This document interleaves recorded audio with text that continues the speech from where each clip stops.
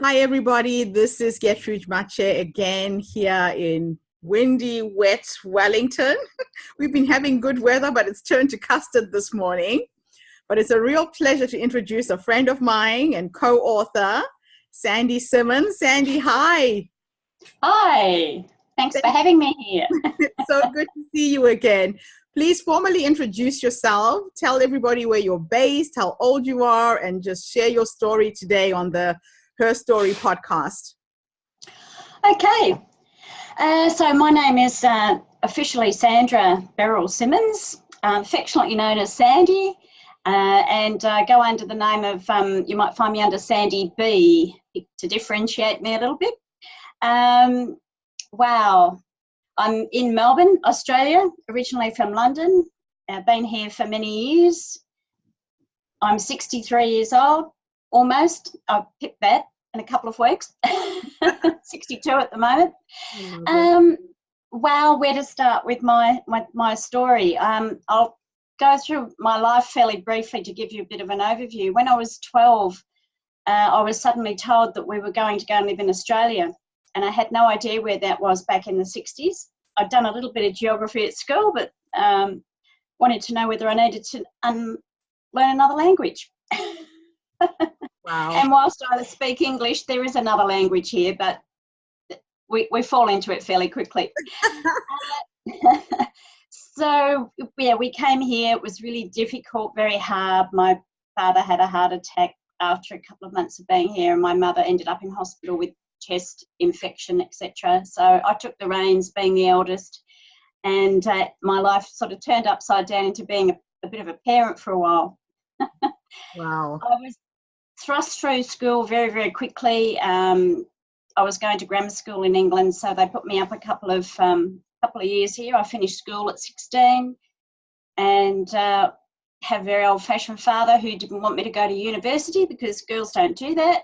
So I ended up doing the good old, reception stenographer type work.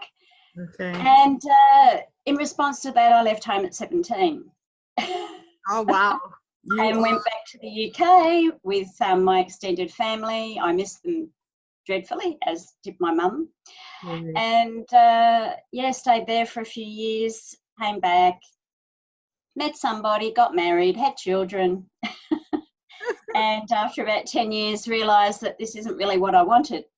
So my journey, I guess, started when I was that magic age of 33, where I decided that I wanted something different in life, and I wanted my family to, or my children, to experience things as much as possible, but in a healthy way.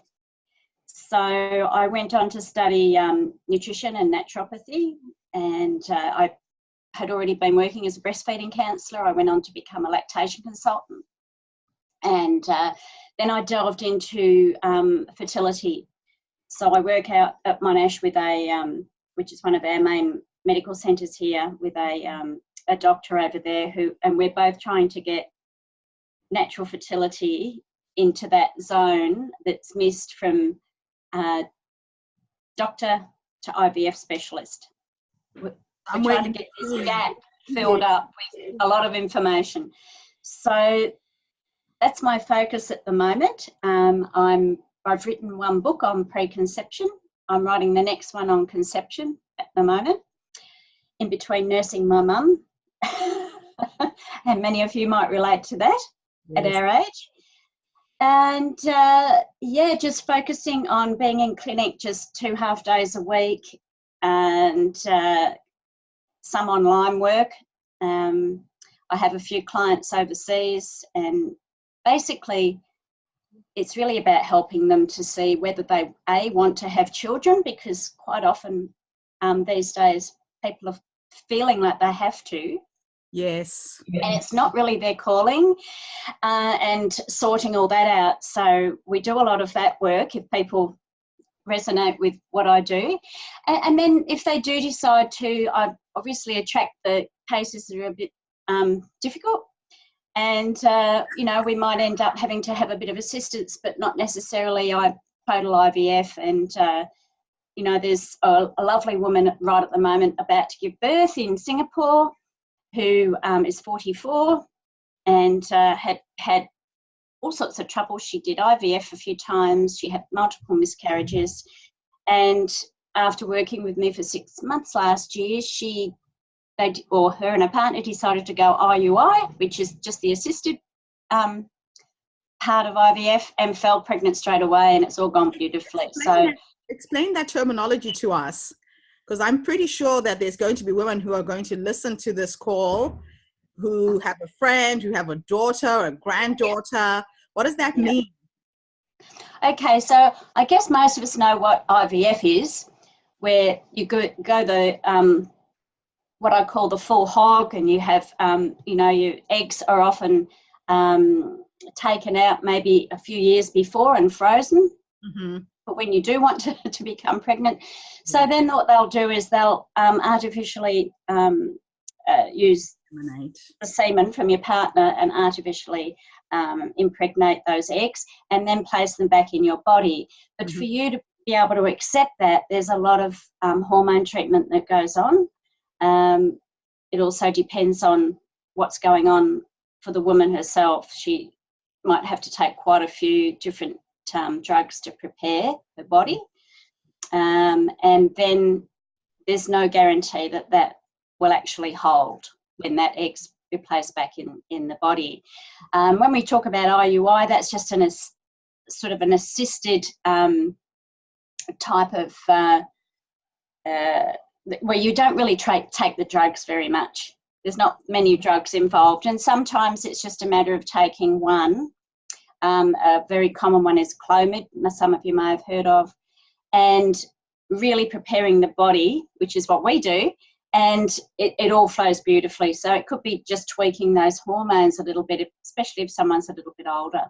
So that sort of gives you the difference. It's not as toxic, and in our field, what we're endeavouring to do is to get the message out there that a lot of things can be done naturally. A lot of women don't understand their cycle. But, we all know that we get a period. We all know that we ovulate, that it doesn't necessarily have to be on a particular day, which everybody says it's day 14. And sometimes the apps aren't accurate enough. We need to do a lot of observation and understand exactly what's going on. So, fantastic. Yeah. That's very, very encouraging to hear. Now, your first book, you talk about post-conception. And for people who are struggling with infertility, there is a lot that you can do before you prepare to have your baby that can help in that fertilization process, correct? That's exactly right. It's a good thing. And I hope you're going to do another book, a third one, so there's a sequel to your series. There is 5 in the series. Awesome. So the third one is on pregnancy. Yes. Yeah. And then there's one on birthing and one on lactation and early foods. Okay. So it goes 9 months before, 9 months pregnant. Yes. 9 months after. Oh. It's a really overarching area that we would like to see some sort of continuity of connecting with the same people and having people to guide these new parents through, or parents to be. What called you to work in this area? Was it through a personal challenge of your own? What called me to work in this area? Well, I've worked in lactation for a very long time, over 30 years, and nutrition. And I saw the consequences with being called out to babies that was really suffering. And I feel needlessly, I know that there is a big gap in education about breastfeeding. I'm not a Nazi. I'm not saying everybody has to breastfeed, but we need to understand the consequences of not breastfeeding. Yes. Or not having access to human milk.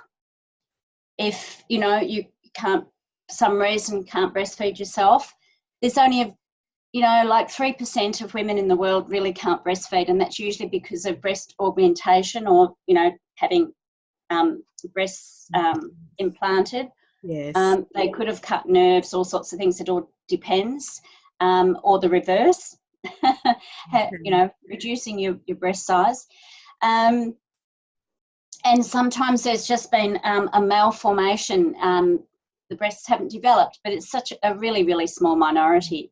Yeah. And if we think about all the mammals in the world, and they all nurture their babies, they all feed them themselves, because it's just that continuum from feeding them inside, and it's that extension outside. Quite critical when the baby is born. Yeah, it really is critical. I mean, how long you keep it going for is also another issue. Yes. But if people could just, and women could realise and work through the issues that they feel they have, if they've got some, before they have the baby. So during pregnancy, there's quite a bit of, education still needed, so that you're prepared. Because whilst it's a seemingly natural process, like many things these days, things have become complicated. Yeah. So true. Oh, wow. So if you were to talk to a couple right now, a woman out there who's listening to this podcast and isn't sure whether they want to have a baby, because you said something very interesting in the beginning, that it's not for everyone to parent. Sometimes people feel under a lot of pressure from family, from friends, that after you've reached a certain age in your life, you should have a baby. And if that person felt they didn't want to have a baby and they're feeling under pressure, what advice would you give? Okay. Advice is probably not the right word as such, but it's leading you through a process to hopefully with your partner, to decide what, it's not even to decide, because you've probably already made the decision, but to really speak about what it is that you're feeling. And quite often women don't express what they feel because of this big expectation, this is what my body's supposed to be doing and creating. But it's not something that I want to head down. I've got a bigger calling. There's plenty of children in the world. It's not like we're becoming extinct at the moment. And my sister is a perfect example. She hasn't had children. Okay. She chose not to have children, and she always speaks about that quite openly. And her work is her baby, so to speak. Yes.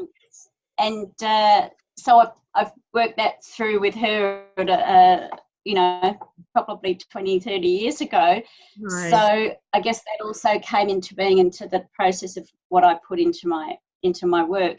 To give you advice is really, there's a process to go through. I can be an intermediary, talking with you and the other people in your life to sort of get them to sort of change their mindset, and have a think about, are they actually putting so much stress on this person? Without even realizing it too, a lot of the times. Sorry? And sometimes without even realizing it. Oh, definitely. It's all unconscious, most of it. It's not done deliberately. But once that is pointed out that, that this is what's happening, and it can be the same for somebody who wants to get pregnant and they've got this extra stress around them too. And family and friends, all very well-meaning, sometimes are not your best friends at that particular time. That's so true. Yeah. And, I've had a couple of different couples that have decided the woman is the one who's instigated it and said, I don't want to have children, spoken to the father with me there, or not the father that could have been a father, the partner, and he's just gone, oh, thank goodness for that, because I don't either. Why they chose each other in the first place, but they, they didn't realise. So here to tell the other. Oh, wow. Yeah, so it's really about having even conversations like we're having now, but and just going through a few little processes to see if it is really what you would love to do. And, you know, we've got women who are still having babies in their 40s, if you choose to later. Yes. My motto is never say never. Yeah. It may not be the right time for that person. Yeah. That's you know. fascinating. So how can people get hold of you, Sandy? Well, they can get hold of me by my email, sandy@simplybetterhealth.com.au. I'll share that to the podcast. I've said it too fast. Sandy, SANDY, at simplybetterhealth. Yeah, .com.au. Okay. And they can call me on, it'll be +61 402 051 553. I like to talk to people direct. I'll call you back if you leave a message, if I'm just not available at the time or talking to somebody else. I like to work with people one-on-one if they choose to do that work. But I am heading out into the speaking arena again. I just want to get to more people. I've just been asked to speak at the Women's Economic Forum in India next year. Awesome. So I'm putting my feelers out for a few more events to speak at. It's really good that you're getting yourself out there and making yourself accessible. And now with the advent of the internet, you've got clients not just in Australia, but in Singapore. So if anybody out there is listening, Sandy is accessible and available. I will share all the details of her website and her email with the podcast. But Sandy, thank you so much for coming online this morning and sharing with us. This is a pivotal topic for most women. Bearing of children is a pressure that is put on us by society. Some of us love it, some of us don't, and it's okay either way.